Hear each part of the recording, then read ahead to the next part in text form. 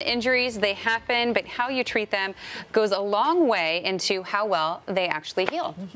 On today's Staying a Step Ahead, we look at a method that you should be following.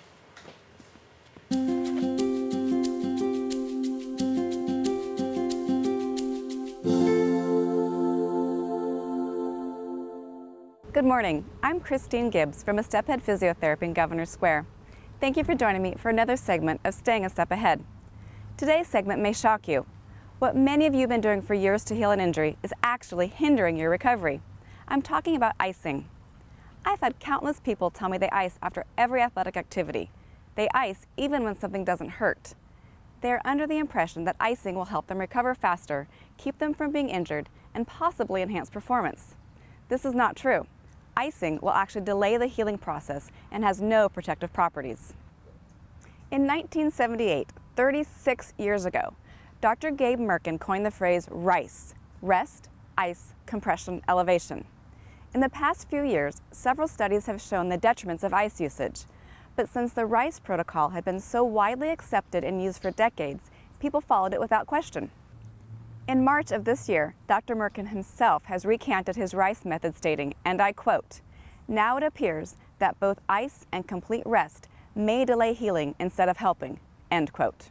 The objective of RICE is to minimize inflammation, but inflammation is our body's natural healing process.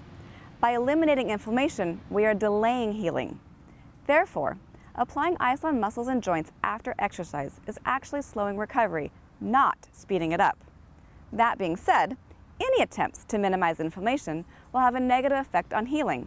So, popping non-steroidal anti-inflammatories like ibuprofen or cortisone-type drugs like Celebrex will also significantly impact your healing time.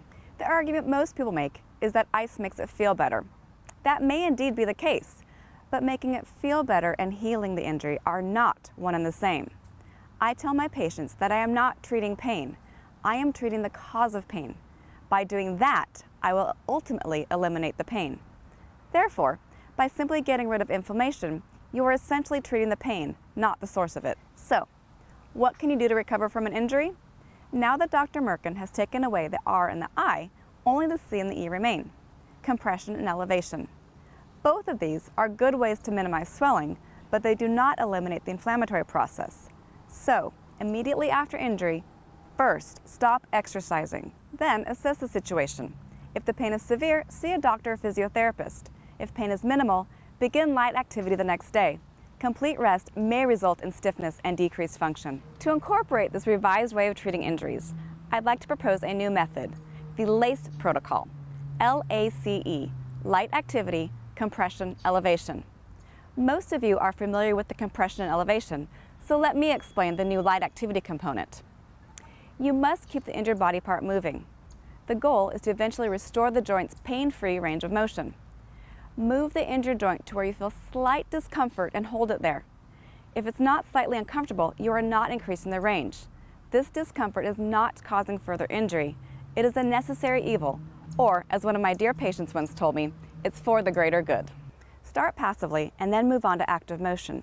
So if you're moving your shoulder, put your hand on something, desk at work, kitchen counter, and bend down. By bending down, you are passively raising your shoulder without actively doing so. If it's your elbow you're working on, bend and straighten. And again, only go to where it's slightly uncomfortable and hold it there. Wrist in hand, use your other hand to bend and straighten. Now, to get the leg, you can do all of them together. Put your foot up on something and lean in. That way you get your hip, your knee, and your ankle moving at the same time. And again, slightly uncomfortable. Now, once you've got the passive motion, do it actively. Shoulder up and down. Elbow, bend and straighten. Wrist, do circles backwards and forwards. And then you can march in place for your legs. After you've mastered the passive and active motion, get back into your normal activities, but gently. Also, move the joint above and below as well. Often when a joint hurts, you tend to guard the injured part and decrease motion in other areas. So if your elbow hurts, you'll guard with your shoulder and hand. Likewise, if you fall and hurt your wrist, so you fall down, hit your wrist, it affects your elbow and shoulder as well. The impact translates up your arm. So this holds true for any injury. Be sure to assess the surrounding joints to make sure they aren't injured as well. I've been trying to convince people for years to throw out the old school rice method. Now that the mastermind behind rice has updated his protocol, I hope that you too will see the benefits of throwing out that bag of frozen peas or gel pack you keep in the freezer. If I have not fully convinced you, give me a call. I'll be happy to chat with you about this. Thanks for tuning in. Join me next month to continue staying a step ahead. And remember, if you get injured, before you lace up and get back to your activity, lace up.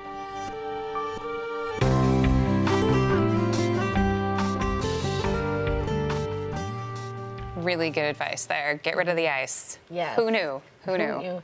If you'd like to get in contact with Christine or the team at A Step Ahead Physiotherapy, you can give them a call at 745-ASAP, that's 745-2727, or send an email to info@astepaheadphysio.com.